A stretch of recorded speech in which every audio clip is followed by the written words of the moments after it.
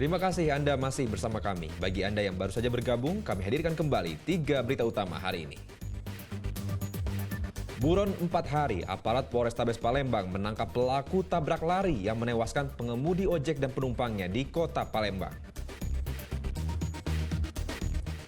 Seorang oknum kepala desa di Ogan, Komering Ulu Selatan diduga mencoblos surat suara lebih dari 1 kali di TPS yang sama. Umat Tridharma memadati Pulau Kemaro di tengah Sungai Musi di Palembang untuk menyambut Cap Gomeh.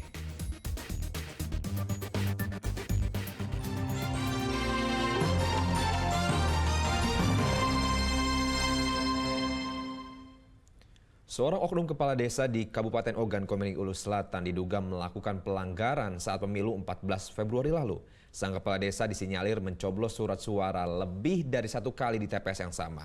Aksi kepala desa itu sempat diabadikan ponsel milik warga. Inilah 2 kali masuk, inilah double.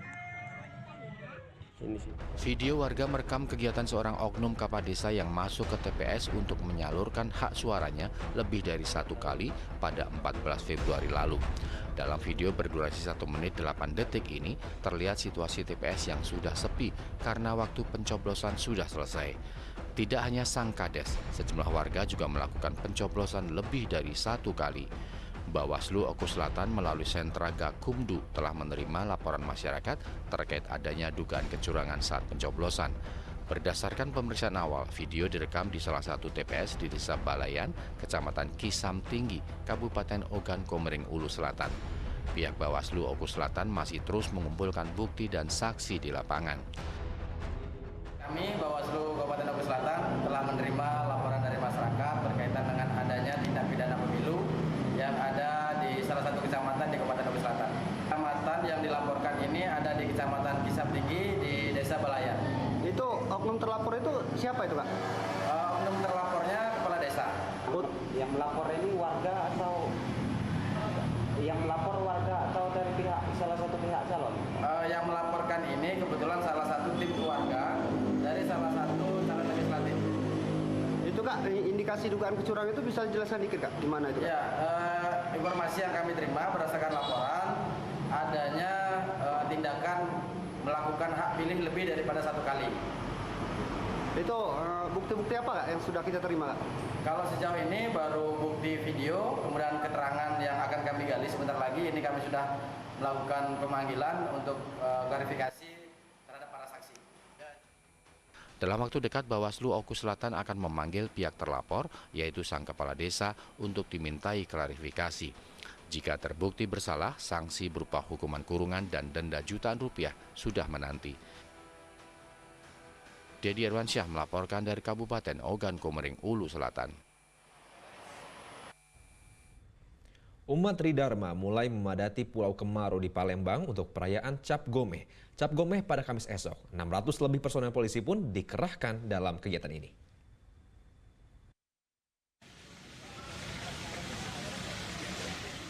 Pulau Kemaro Delta kecil di Sungai Musi, Palembang mulai dipadati umat Tridharma yang melakukan serangkaian ibadah dan perayaan Cap Gomeh pada Kamis kemarin. Puncak perayaannya berlangsung Jumat dini hari dengan penyembelihan kambing hitam di altar Siti Fatimah dibarengi dengan ritual pemanggilan dewa-dewi. Perayaan Cap Gomeh merupakan rasa syukur umat Tridharma atas kehidupan yang berjalan selama 1 tahun dan dirayakan 15 hari setelah perayaan Imlek. Warga yang datang tak hanya dari kota Palembang, namun juga berasal dari luar daerah, bahkan mancanegara, dan diprediksi mencapai 50.000 orang. Untuk menuju ke Pulau Kemaro, pihak yayasan menyediakan jembatan dari kapal tongkang yang disusun dan bersifat sementara. Selain itu, akses ke salah satu ikon kota ini juga disediakan kapal cepat bagi yang datang melalui dermaga Benteng Kuto Besak. Rangkaian secara spesifik tidak ada, tapi lebih inti ke ibadah nanti. Besok malam jam 24.00 kita ada sembahyang kurban di depan altar Siti Fatimah, di mana kita akan memotong 1 ekor kambing yang semuanya hitam dari atas sampai ke bawah, dari kepala sampai ke ekor, semuanya yang jantan. Kita akan ritual di depan altar Siti Kemarin aja sudah ada yang dari luar kota, dari Jakarta. Hari ini juga kita lihat dari plat mobil yang ada, banyak yang dari luar, dari Jambi, kemudian dari Lampung, dari Jakarta sudah banyak. Dan hari ini juga aku belum lihat ada turis dari luar, belum ada. Kira-kira perkiraan ada berapa? Biasanya ada. Kalau perkiraan dari kemarin sampai dengan hari terakhir mungkin sporadis ya. Pulang pergi mungkin bisa sampai sekitar 40 sampai 50 ribu ya. Kalau kita lihat ya, tapi tidak menetap ya. Mereka pulang pergi, dari kita bisa lihat mereka datang balik gitu.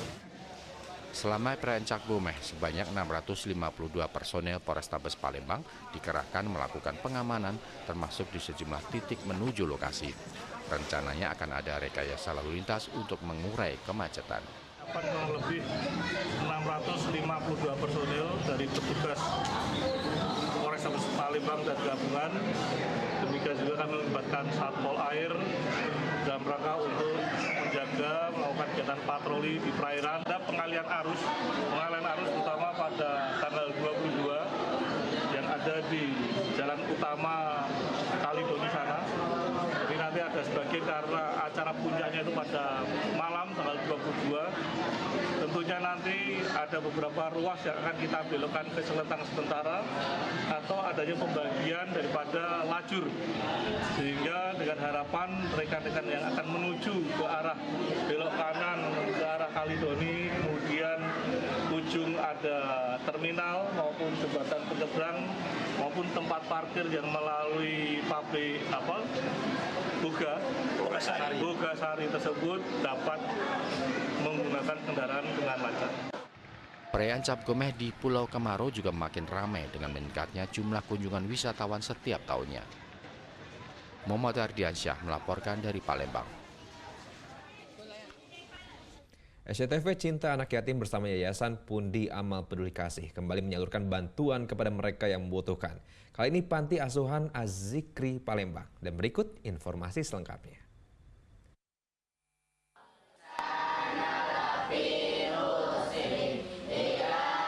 Lantunan ayat suci Al-Quran terdengar merdu dari bait demi bait yang dilafazkan oleh anak-anak yang berada di Panti Asuhan Az-Zikri Palembang. Inilah salah satu kegiatan anak-anak yang berada di Panti Asuhan ini di luar jam belajar sekolah. Panti Asuhan ini sudah berdiri sejak tahun 2008, namun pada tahun 2019 silam musibah kebakaran menimpa Panti Asuhan ini. Meski begitu, peristiwa naas tersebut tidak mematahkan semangat pengurus Panti Asuhan dalam merawat anak-anak yang kurang beruntung. Lama sini? 8 tahun. Sudah 8 tahun. Di sini sama siapa, Beh? Sama kakak. Sama kakak, berdua? Iya. Umur berapa sekarang kakaknya? 15. Aki? 14. Umur 14. Sudah 8 tahun. Senang tinggal di sini? Senang. Senang. Sekarang sekolah kelas berapa? Kelas 9. Kelas 3, SMP ya? Iya. Cita-cita jadi apa, Ki?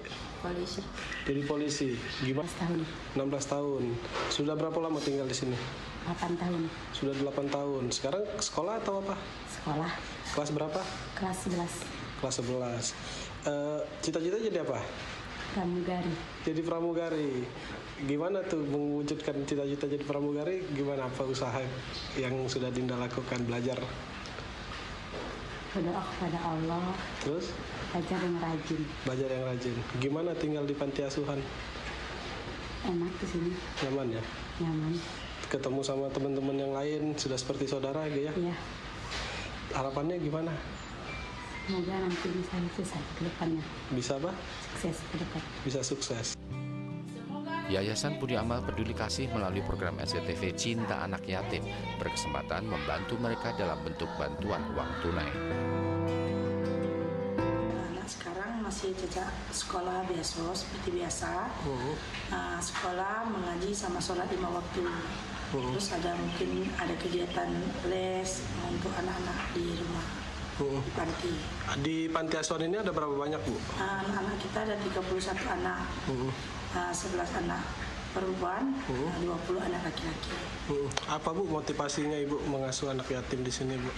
Semoga anak-anak ini menjadi anak-anak yang sukses untuk kemudian hari. Panti Asuhan Az-Zikri menampung sebanyak 31 anak yatim piatu terdiri dari 20 orang laki-laki dan 11 orang wanita yang dititipkan oleh keluarga mereka yang kurang mampu. Muhammad Ardiansyah melaporkan dari Palembang.